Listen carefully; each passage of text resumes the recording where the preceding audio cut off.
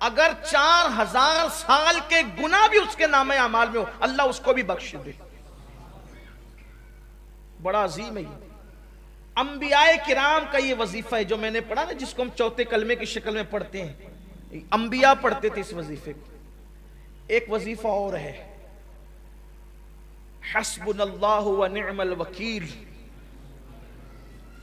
اسے حضور علیہ السلام مشکل مقام پر پڑھ. یہ دو وظیفے، ایک تو لا حول ولا قوت الا باللہ العلی العظیم، اور ایک تو حسبنا اللہ و نعم الوکیل.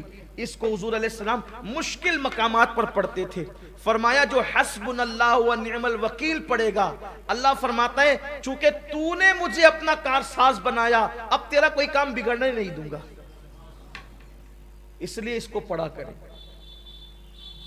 بڑے وظائف ہیں اور بہت زیادہ دیے جائیں تو کہیں ایسا نہ ہو کہ آپ مشکل میں پڑ جائیں.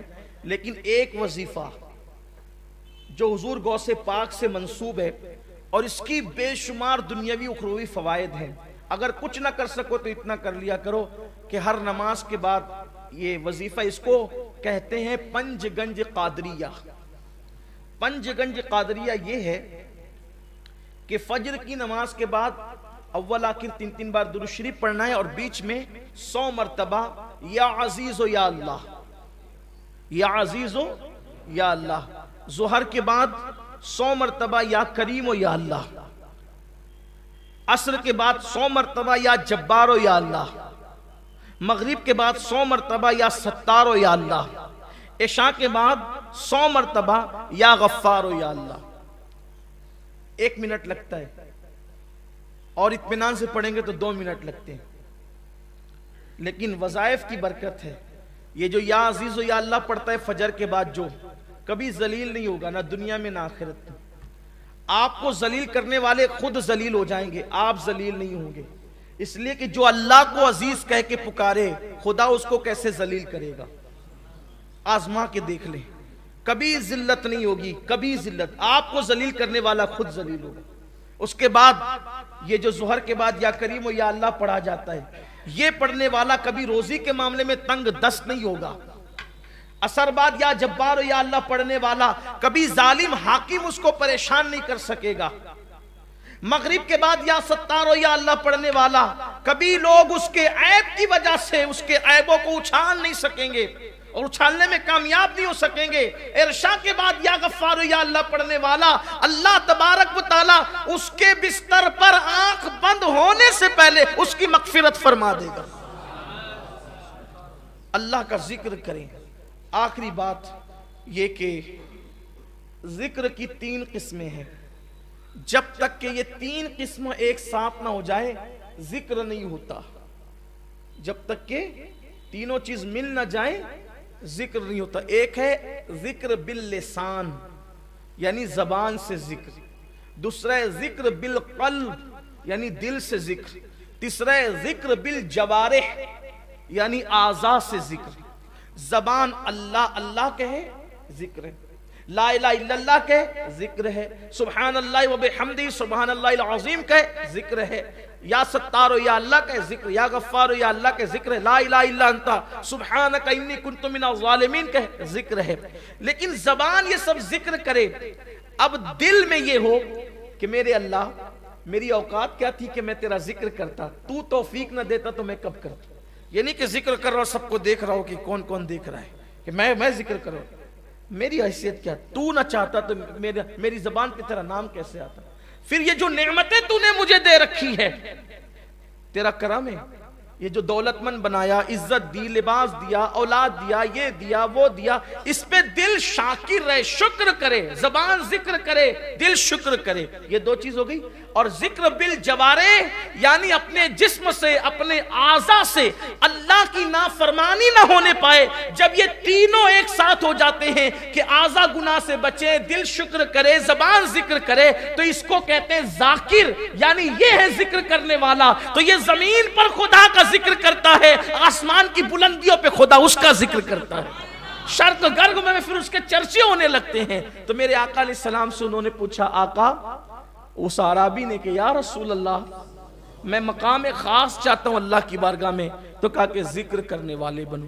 اللہ تعالیٰ ہم سب کو توفیق عطا فرمائے، ہم ذکر کریں۔ اور آخری جملہ کہنے چلا تھا، لیکن چونکہ آئندہ ہفتے اس کے آگے سے بیان ہوگا، اگر زندگی رہے گی تو ذکر کی ایک بات اور کہہ دوں تاکہ بات مکمل ہو جائے۔ قرآن کیا کہتا ہے؟ الا بذکر اللہ تطمئن القلوب، آگاہ ہو جاؤ، اللہ کے ذکر سے دلوں کو چین ملتا ہے، سکون ملتا ہے۔ حضرت عبداللہ ابن عباس سے پوچھا گیا یہ ذکر اللہ کیا ہے، یہ ذکر اللہ کیا ہے جس سے دل کو چین ملتا ہے؟ تو کہا یہ محمد الرسول اللہ کے ناموں میں سے ایک نام ہے ذکر اللہ، یعنی جو حضور کا دامن پکڑ لے اللہ اس کو بھی سکون کی دولت عطا فرمائے۔ اسی لیے میرے امام کہتے ہیں ان کے نثار کوئی کیسے ہی رنج میں ہو، جب یاد آ گئے ہیں سب غم بھلا دیے۔ اللہ کی بارگاہ میں مقام چاہتے ہو، ذکر کرو۔ الحمدللہ ہر جمعرات کو اپنے مرکز پر مسجد یا رسول اللہ میں آدھے گھنٹے کے لیے، صرف آدھے گھنٹے کے لیے ذکر کی محفل ہوتی ہے، اور اس کا طریقہ یہ ہے کہ جیسے عشاء کی نماز ختم ہوتی ہے دعائے ثانی نہیں ہوتی، اور وقت کی پابندی کے ساتھ صرف آدھا گھنٹہ ذکر کرایا جاتا ہے۔ چونکہ بہت دنوں سے یہ شروع ہے اور میں مصروفیت کی وجہ سے دورے پہ رہا تو میں شریک نہیں ہوا، لیکن اس جمعرات کو میں خود شریک تھا اور میری خود شرکت رہی، الحمدللہ اس میں بڑا سکون ملتا ہے۔ تو آدھے گھنٹے کا ٹائم نکال کر، جمعہ کو تو آپ آتی ہیں بیان، اس میں کوئی بیان نہیں ہوتا، صرف خالص ذکر ہے اور اس کے بعد دعا ہے۔ اگر آپ بیمار ہیں، آپ کے گھر میں کوئی بیمار ہے، پریشانی ہے، مصیبت ہے، سیر جادو بلا ہے، تو آپ اس کو کاٹنے اور ختم کرنے کی نیت سے ذکر کی محفل میں ہر ہفتہ آئیں، ہو سکے تو پانی کی بوتلیں لے کر کے آئیں، اس پہ ذکر کرنے والوں سے دم کروائیں۔ اللہ کے ذکر سے بڑا کسی کا ذکر، اللہ نے خود فرمایا کہ اللہ کا ذکر سب سے بڑا ہے، اللہ کا ذکر سب سے بڑا ہے۔ تو اور ایک بات ہے، ہر عبادت کے لیے وقت ہے، ہر عبادت کے لیے وقت ہے، ذکر کے لیے کوئی وقت نہیں۔ ہر عبادت کی لیمٹ ہے، روزے اتنے ہی ہوں گے، نمازیں اتنی، 5 ہی نماز ہوگی، 6ٹھی نماز آپ ایجاد نہیں کرتے فرض کے حوالے سے۔ روزے رمضان شریف کے ہوں گے، کوئی اور فرض روزہ آپ نہیں لا سکتے نا، یہی ہے، یعنی ایک لیمٹ ہے، وقت ہے، ٹائم ہے، اور یہ سب ہے۔ لیکن ایک ذکر اللہ ایسا ہے جس کے بارے میں کوئی قید نہیں ہے، بلکہ کیا کہا گیا؟ کیا کہا گیا؟ کہ اللہ کا ذکر کرو۔ کس طرح کرو؟ بکرتم واسیلا، صبح بھی کرو شام بھی کرو، اور کتنا کرو؟ تو کہا کثرت سے کرو، ذکرن کثیرا فرمایا۔ اللہ کا ذکر کثرت سے کرو، کوئی حد نہیں، کوئی شمار نہیں، بے شمار اللہ کا ذکر کرو، اٹھتے بیٹھتے سوتے جاگتے۔ اور پھر دیکھو اللہ رب العزت کے ذکر کی برکت کیا ہے، بلکہ حدیث پاک میں آیا کہ جب بندہ پہلی مرتبہ کہتا ہے اللہ، اور دوسری بار اس وقت تک اللہ کہنے کی توفیق نہیں ملتی جب تک کہ پہلی بار پر اللہ اس کی مغفرت نہیں فرما دیتا۔ اور جب بندہ ایک بار کہتا ہے اللہ تو 3 مرتبہ جواب آتا ہے لبیک یا عبدی، اے میرے بندے میں حاضر ہوں۔ یہ اللہ کے ذکر کی برکت ہے، ذکر سے قریب آؤ، چلتے پھرتے بھی ذکر کر لیا کرو۔ اللہ تعالی ہم سب کو توفیق عطا فرمائیں۔ حدیث کا میں سمجھتا ہوں کہ ابھی کچھ حصہ ہوا ہے اور ابھی کچھ حصہ باقی ہے، تو انشاءاللہ تبارک و تعالی یہ سلسلہ جاری رہے گا، چونکہ ٹائم جو ہوتا تھا اس سے 10 منٹ اور زیادہ ہو گیا ہے، لیکن یہ سلسلہ جاری رہے گا۔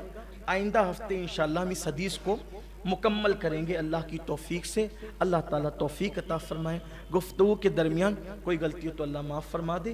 چونکہ آئندہ ہفتے 10 تاریخ رہے گی اس مہینے کی، آئندہ ہفتے اس مہینے کی 10 تاریخ رہے گی، تو جمعہ کا دن بھی ہوگا، ہفتہ وار اجتماع بھی ہوگا، اور جیسے ہم نے اعلان کیا تھا پچھلے 11ویں شریف کے موقع پر کہ اب توشہ مبارکہ کا پروگرام اور ختم قادریہ شریف کا پروگرام ہر مہینے جب وہ 11 تاریخ کو رکھا جائے گا، تو اب وہ 11 تاریخ آنے والی ہے، تو انشاءاللہ تعالی آئندہ جمعہ کو اجتماع بھی ہوگا، اور اجتماع کے ساتھ ساتھ ختم قادریہ شریف اور توشہ غوث اعظم کی محفل بھی ہوگی انشاءاللہ، یہ سب ایک ساتھ ہوگا۔